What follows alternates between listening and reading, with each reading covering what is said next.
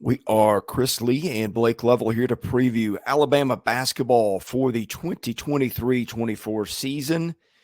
We're going to be previewing every single SEC team for the basketball season and doing a lot of content in season. Best way to get that, hit that subscribe button, hit the like button, and also keep our channel alive by helping sponsor us. You can reach out to caroline.smith at southeastern14.com. Blake, Alabama comes off an interesting season last year that I think can be described as both wildly successful and disappointing at the same time. Is that a fair way to put it?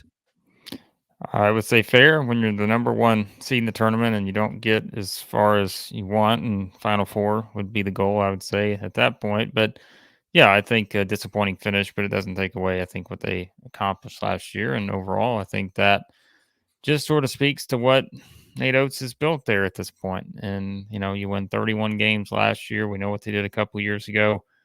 26 wins, 16-2 records in the league. That's not easy to accomplish in this kind of era of the SEC. And Alabama's done it twice in the past 3 seasons. So, yeah, I think, again, that just kind of shows you what they've been capable of doing as a staff to build the roster the way they wanted. Of course, this year's staff will look a lot different than last year's staff. Still got Nate Oats at the top, but all new assistant coaches. And yeah, so it's going to be interesting to see kind of what the encore is from being the number one seed in the tournament last year. And we'll have to do it to try to get back there with a lot of new faces on the roster. Here's an interesting Nate Oats stat. Was 4 years at Buffalo. He's been in Alabama 4 years now. 69.1% winning percentage at Buffalo, 68.7% at Alabama. Don't know what you make of that, but it is what it is. Nate Oats has been really successful everywhere he's been, and of course that Alabama winning percentage includes a 16-15 the first season he was there. So anyway, yeah, Nate Oats has got this program built. He's got it on solid foundation. You've seen him go get high school All-Americans. You've seen him get transfers. And I think the latter is going to be more the way this team is built, and that includes some transfers who return, who came to Alabama a year or two ago. Yeah, there are a lot of transfers in terms of like what you expect this roster to be. And, I think when you just look at the, kind of starting in the backcourt, I think this is where, the guard play has always been the staple of Alabama. Although last year, I think it was one where, who are the guys they're going to miss the most? I think we'll talk about that here in a second when we look at the front court part of things. But, in the backcourt, I mean, adding an Aaron Estrada, adding a Latrell Wrightsell from Fullerton. I mean, these are two guys that scored consistently, at Hofstra and Fullerton. But we always say, I mean, it's just a matter of guys transferring up, and you sometimes never know exactly how that transition is going to be for each player. But I think these are two, very good guards that'll be able to score. They can both put up a lot of points. I think they can kind of, be able to play multiple guard positions. And of course, you're pairing them with a Mark Sears, who, it's an invaluable thing to have him returning when you lost Javon Quinterly and all that. Of course, there were other guards that transferred out too, but I think having Sears just kind of to lead the way is an important part of the backcourt. But yeah, I mean, transfers, I think the name of the game when you look at it just from if we just start with the backcourt, I think those two, Estrada and Wrightsell, yeah, I mean, I think they're going to have to add something scoring wise. Of course, there's another big transfer, Grant Nelson, in the front court, which we'll get to in a second, but they're going to have to add something just from a scoring standpoint. And I think the numbers suggest that they will, but they're also going to have to add something defensively. And, I'll maybe save the defensive conversation for after we kind of preview the roster a little bit, but yeah, I mean, that's going to be a big part of it. So. Yeah, I mean, here's another thing that's interesting. You've got three guys in the backcourt in Sears, Estrada, and Wrightsell who were at their previous stops kind of the alpha dog, the leading scorer. Estrada averaged 20 points a game a year ago. Wrightsell, I think, over 16. And Sears was a guy who kind of took a back seat last year to Brandon Miller especially. I mean, I say a back seat. He was a big part of what they did, but he wasn't the go-to guy like he was at Ohio. I'm very interested to see how they manage the distribution of shots and like which guy of those three in the backcourt. Again, the front court's a different conversation, but because Grant Nelson could be their leading scorer, period. But it's going to be very interesting to see how they, I guess, split up the shots there is a good way to put it. Yeah, I mean, I think, Sears will have the ball in his hand a lot, but I mean, that's where, look, you can have a Wrightsell having the same. I mean, Rylan Griffen, I think, is someone that, what is the stat? I don't remember where I saw it, maybe in Blue Ribbon, but yeah, I mean, you just dive into Rylan Griffen's stats last year, and he was someone that was hitting a lot of 3-pointers. I think it's 3 or more in 5 games.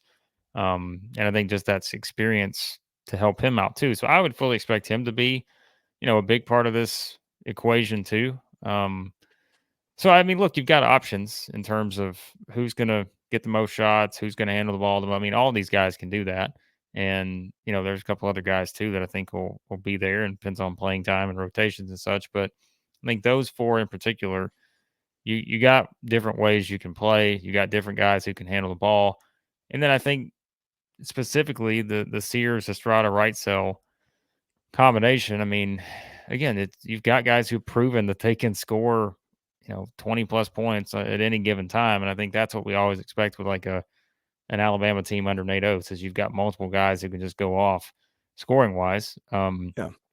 And I think that's going to be important, because when you look at the front court, to me, yes, you've got Grant Nelson, who, like you said, could be the leader in points on this team. But like beyond that, scoring wise, I don't know. I don't know what to expect from a scoring standpoint when you look at just the front court. And so I think that's where, hey, those points have got to come from somewhere. And to me, the most likely scenario, if you're picking who are going to be the top 4 scorers on this team, I'd have a hard time going with any other combination than Mark Sears, Aaron Estrada, Latrell Wrightsell, and Grant Nelson. But again, that doesn't mean a Rylan Griffen can't get there, because I think that experience he got last year will help him. He'll be in the rotation. I mean, there's no doubt about it, in my opinion. Nick Pringle, I think, is, again, transitioning back to the front court.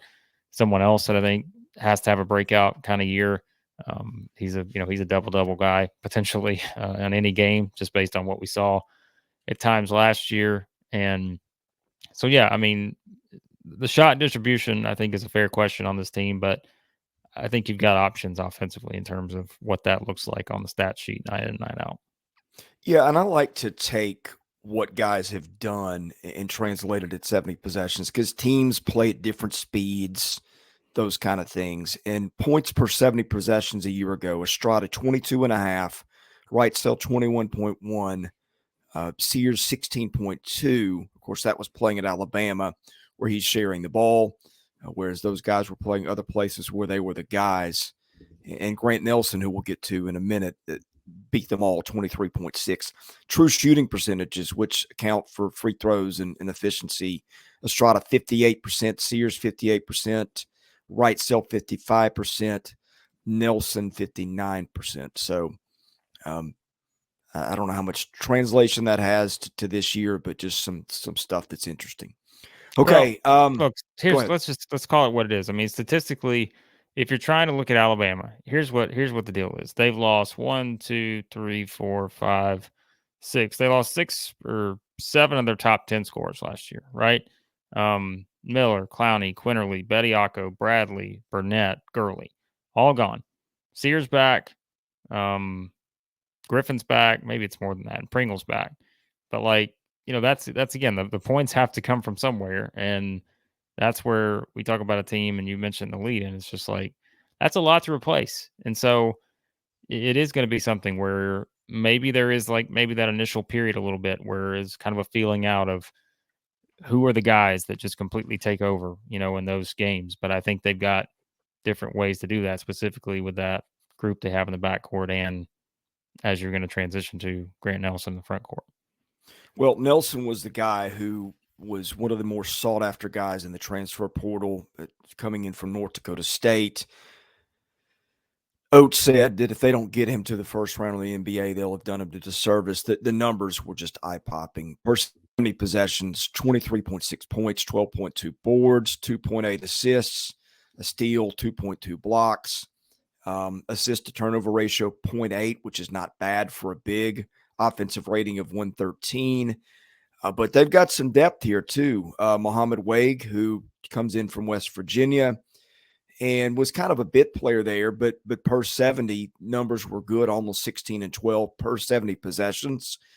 They've got Nick Pringle, who shot, and it's all from two, an effective field goal percentage last year of 85%. That is unheard of. Now, I think all those were from close range, and they had other guys. That's not something he's going to repeat, but he was very efficient and did not cost his team possessions in that way. And then Jaron Stevenson, who a lot of teams wanted, could have gone probably anywhere in the country, a 6'11" guy that North Carolina wanted pretty badly. That's a lot of depth in that front court and a lot of size, Blake. It is. And I won't get to the defensive part just yet, but like I'm itching to get there because that's going to be the topic a lot of people are going to bring up. But yes, Nelson he was huge, right? Because we kept talking. Is he going to go to Alabama? Is he going to go to Arkansas? I think you just look at the way this thing played out. This was the right place for him, like just based on the opportunity that's available. I think to be, the guy.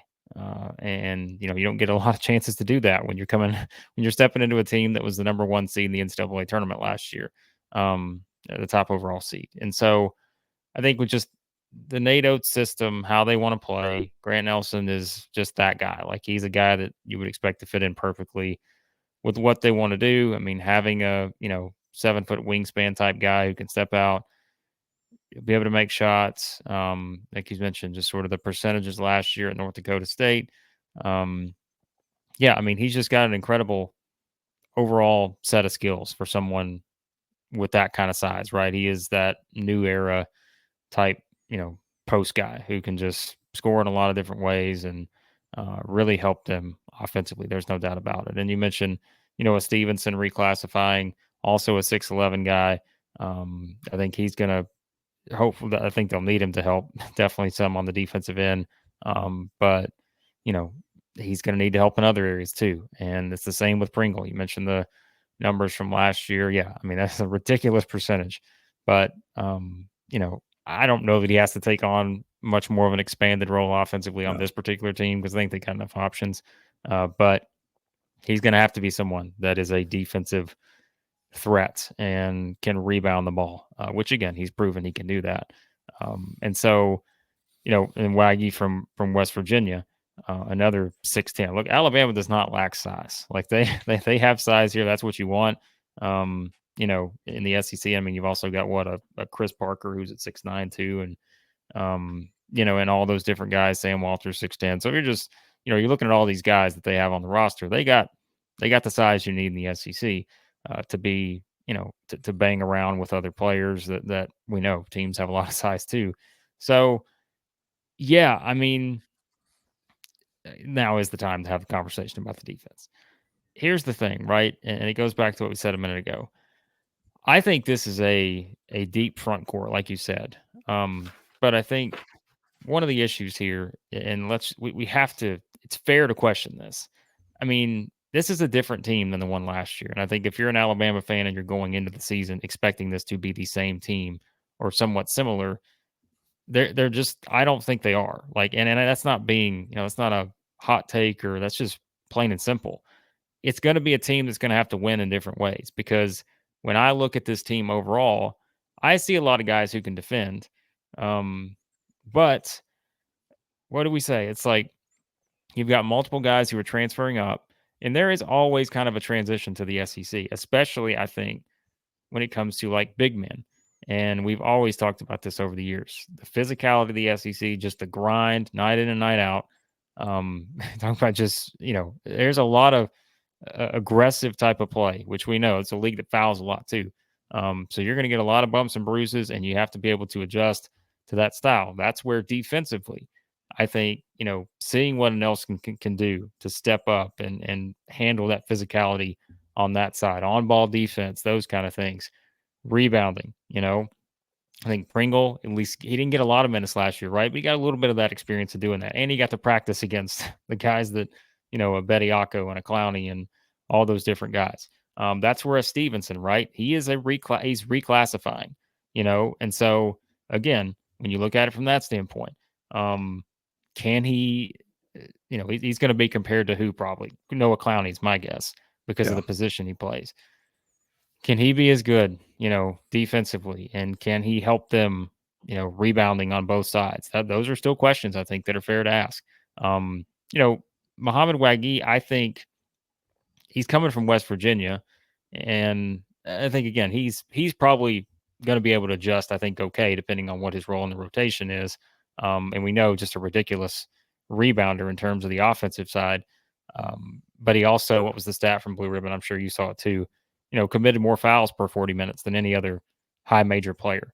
So these are all things that I think when you look at the front court, that to me is going to have my attention going into the season, is seeing what you're going to get out of all these guys in the front court. And that's not to say that we're completely sure of what you're going to get in the backcourt, because you do have a lot of new faces. But I think, to me, this is back to the defense, right? Chris, what Alabama's best teams have done what? They've been good offensively, but they have been elite defensively. Like, we're talking top 5 in the country. They were top 5 in the country last year. They were top 5 in the country 2 years ago. His 2 best teams there. Those teams went, 32-4 in the regular season, the SEC. It's because they were elite defensively. Never going to question whether they can be elite offensively. I think, though, one of the biggest storylines for me is, how does the team come together defensively? And it starts in the front court to me, because I want to see how this group as a rotation defends and rebounds, because I think that is one of the potential places you look if you're going to say if things don't go the way they should. I think it's going to be that. Okay, I'm glad you brought those things up, because there's some interesting stats here. You know how I like to break everything down to 70 possessions. This is a little concerning. Fouls per 70 possessions last year, Nick Pringle 7.9. So that means if he plays a whole game, he fouls out in about 25 to 30 minutes, somewhere in there. I don't know the math. Wiggy says, hold my beer, 9.1. Yeah. That's a lot of fouling between those guys. That'll have to be rectified. Fortunately, they've got some depth there. And I also looked this up too, because I think if you want to be encouraged on defense, if you're Alabama, and I know that defensive rating isn't everything. Some of these guys are doing this against teams that aren't SEC level like they're going to face this year. But defensive ratings, that's points you give up per 100 possessions estimated.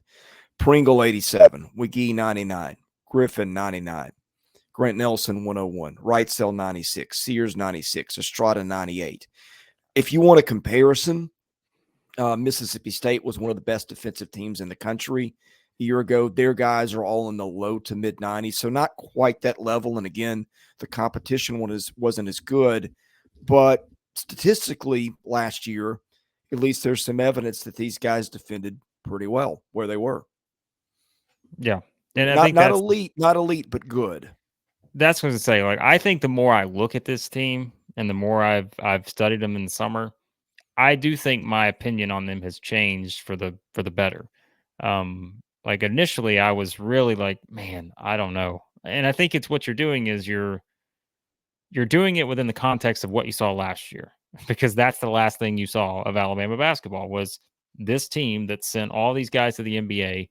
And to me, it's like, and look, we can play the what if game all we want, but if Charles Bediako is still on the roster, my opinion probably completely changes in terms of how confident I am, whatever that percentage is. Like, because I think he is that on paper, maybe is just that missing piece for this roster. And that's not to say you'd love to have a Brandon Miller or Noah Clowney back, but Bediako to me was the one where it's like, all right, as many games as he started, 60 plus blocks, all those things, right?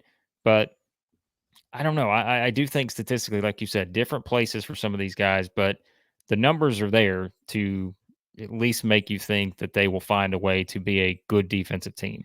Because I don't have a lot of questions offensively. I just don't think you do. I don't think you ever have a lot of questions offensively about a Nate Oats coach team, because the numbers just tell you that they're always going to be a pretty much a great offensive team.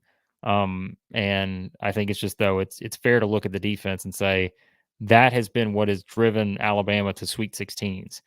Has not just been, the playmaking ability, which has been a big part of it on offense, but it's because they've been, Ken Palm top 3 defensive teams those 2 Yeah. seasons. So that's kind of what it comes down to. And I think to me, that is what we wait and see on.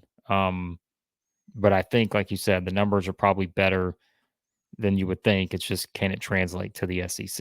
To the shot blocking element, again, per 70 possessions, here's the numbers for their best 3 shot blockers.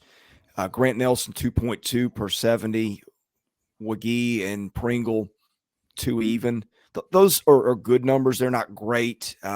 For example, just to compare to some guys in this league, Janai Broom was 3.6 last year. A guy like Liam Robbins, who was off the charts, I think was over 6 per 70. So those are good guys, but not necessarily an elite rim protector for whatever that's worth, which, to be fair, most teams don't have. But just statistically, that's what it looks like. Okay.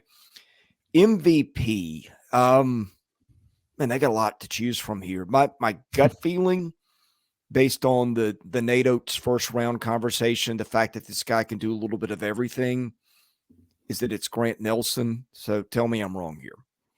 Well, that's a fine pick. I'm going to go Mark Sears because I think, although I think Nelson's the right pick, but just to be different, I'll go Mark Sears because I think that, look, like I said, he's the leader in this backcourt, and Nate Oats teams, I mean, look, they're going to be driven. I think a team like this is going to be driven by what the overall guard group can do. And I think, look, defensively too, we weren't just picking on the front court. Like, they're going to have to defend in the backcourt too. But I'm going to go Sears because I think he is someone that does so many things stat sheet wise, and in terms of scoring and defending with steals and all those things. He's going to be the guy that distributes the ball elsewhere and gets them going offensively. So I think Nelson probably is the right choice, but I'll pick Sears just to be different. So. Okay, X factor. There's a couple guys I considered here. Rylan Griffen being one, because the numbers last year don't really support it, but he did have some nice scoring games. He was one of the top-rated shooting guards in America 2 years ago out of high school. I'm just not sure with all the mouths to feed in that backcourt how much that's going to change. But I think to me it's Pringle, because listen to these numbers. When he was on the floor, just phenomenal production. Now, that was only 289 minutes, and they didn't need it last year because they had other dudes. But effective field goal percentage, we said before, 85%. True shooting percentage, 71%. Both those led the team. Points and rebounds per 70 minutes, he's nearly 17 and 15. Blocks per 70, 2.0. Offensive rating, 131. I think that was the best on the team. Defensive rating, 87. I think that was the best on the team. When he was on the floor, the production was really, really, really good, if not elite per minute. The problem, again, the fouls, we talked about that before, and free throws. He shot 47% last year. And Nate Oats talked about how he could have had some games that would have looked more like double-doubles if he could have shot foul shots well. That's a lot of range if Nick Pringle can correct the things that he did wrong. That if those things improve when he's on the floor, he again was an elite player. So to me, the X factor is him, and the driving force behind that is how much is he on the floor for obvious reasons. Yeah, I'm going to go the front court for mine too. I'm going to go with Jaren Stevenson because, look, you got someone, as I said earlier, reclassified from 2024, highly touted freshman. Have you heard this before in terms of highly touted freshman in Alabama? But at 6'11", like I said, a top recruit, someone I think they'll have to play quite a bit from a defensive standpoint. Oates has talked about his rim protection, but he can also, step out and make shots. And I think that was something too, where, like I said earlier, I think he's going to be compared to a Clowney because of the position he plays and maybe the role that he's expected to play on this particular roster. So for that reason, I mean, I think you could have said Clowney was the X factor last year, just given all the things that he did, beyond what you got from Miller and Bediako and everyone else. But so I'm going to go Stevenson for this one. I think he might be the most interesting player on the roster to me, just from the standpoint of what does Alabama need the most on this team? And I think it is someone stepping up, needing a guy in the front court to be able to, step out and make shots because of the offense that they play, but also I just want to see, it is the SEC. And like we said, seeing how he develops both as a defender, a rebounder, all those things. I think they really need him to be someone who can play, I think, significant minutes right away. And maybe not, right? Because you do have Nelson with experience. You've got Pringle with a little bit of experience. Waggy comes over with experience. So maybe Stevenson's not counted on right away, but I would be surprised if by the end of the season he's not a big part of what they're trying to do. Because I just think he's got the talent to do it. So I'll put him as kind of a X factor / wild card for this one. Okay, expectations. I think Alabama's going to be an NCAA tournament team. Would be shocked if they're not.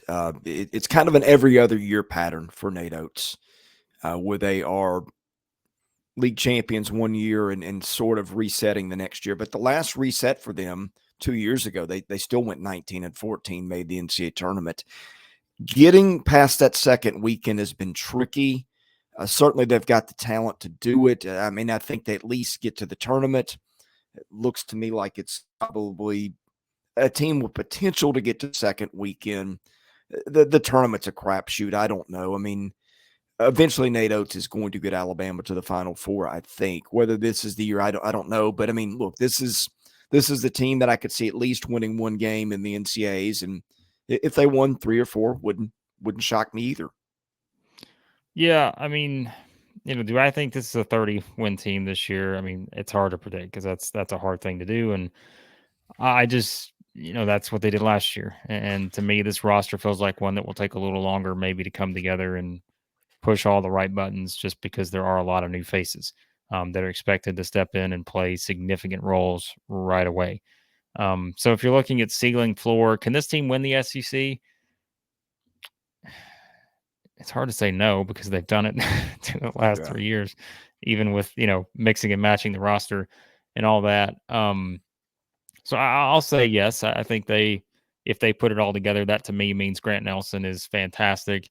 Both Estrada and Wrightsell come over and maybe, adjust, not right away necessarily, to, being able to put up consistent point production, but that they would get there in that scenario pretty quickly, and getting a Stevenson playing well, getting a Rylan Griffen stepping up, having a huge year. I think that all comes together. And so, yes, I think they are maybe not going to rank ahead of 2 or 3 other teams that I'd put a little bit higher than Alabama right now in that regard. But yeah, I think they've, the way they play offense, I think they've always got a chance. So I'll say yes. If you look at the other way and say, is this a team that misses the NCAA tournament? I mean, I don't think so. I'd be shocked. I think yeah. Well, here's the thing, right? If you're looking at ceiling floor, the floor becomes, to me, it's like, all right, if this team just can't defend, if we just see that they just do not defend consistently, and for whatever reason, they just cannot find enough rebounding, rim protection, all those things, then sure, they can be a team, I think, in this SEC that finishes in the middle of the pack, right? I don't think that's knocking Alabama. That's just how good the league is. So, yeah, it's all about defense for me with this team. But like I said earlier, I'm not as concerned as maybe I would have been a couple months ago when I started kind of looking at the roster and the way it's come together. I think Alabama's going to be fine. But if you're picking apart different things, I think you could look at the defense to see the one thing that could maybe hold them back a little bit.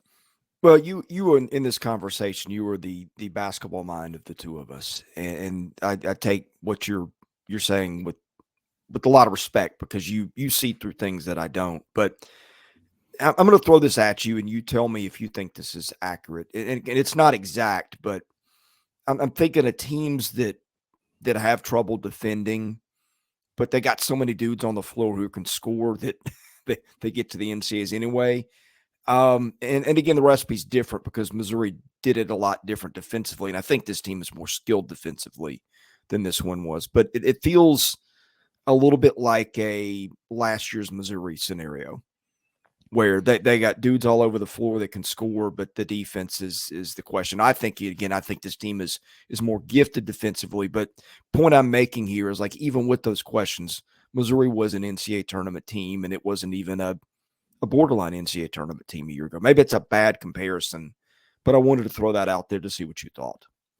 Well, I think you put your trust in Nate Oats at this point to figure it out. And I think, look, the team in between the two teams, right? The 19 and 14 team in between the two Didn't defend. stellar teams. That was what the numbers just didn't lie. They were a bad defensive team. They were a bad defensive team in his first season there, but yeah, I think it's the question for this team, but I don't think it's just a complete concern. Like, I think there's a difference in looking at it as being curious versus concerned. And I don't know that I'm completely concerned defensively. I think I'm just curious to see how this thing plays out. But yeah, they will score with anybody. I think offensively, I don't have a lot of issues with this team because they got options across the board. But really, it is Nelson to me. If Grant Nelson doesn't have a great season, then I think, that ceiling comes down quite a bit because I think he's the one that they have to, because otherwise in the front court, not that you don't have options, you just don't have another guy like that, skill wise. And so, I mean, I hate to put all the pressure on him, but I think there's a lot of pressure on Grant Nelson because he has to be that guy, and he's certainly capable of doing it. So, all right, any more parting thoughts on the Tide? I'm done. I think we covered them pretty thoroughly. Remember, Alabama always plays a grind of a schedule. They got the Emerald Coast Classic. They got Ohio State in there. Then I think, potential matchup with Oregon. They got Clemson in the ACC SEC Challenge, which still feels weird to say. Mm-hmm. They got Purdue in Toronto. They got to go to Creighton. They got to go to Arizona. I think it came with Liberty in there. It's the usual Alabama non-conference schedule. So, but it's one that this will be a team, given all the changes, that will be tested early on. And this is exactly how they like it, a non-conference schedule that'll show what their strengths are, show what their weaknesses are to get them ready for the start of SEC play on January 6th. All right. Thanks for watching our preview of Alabama. We're going to preview every single SEC basketball team for the coming season. Best way to get that, hit the subscribe button, enable your notifications, so when we get to your team, they pop up. For Blake Lovell, I'm Chris Lee. We are Southeastern 14. We'll see you again soon with more SEC Hoops content.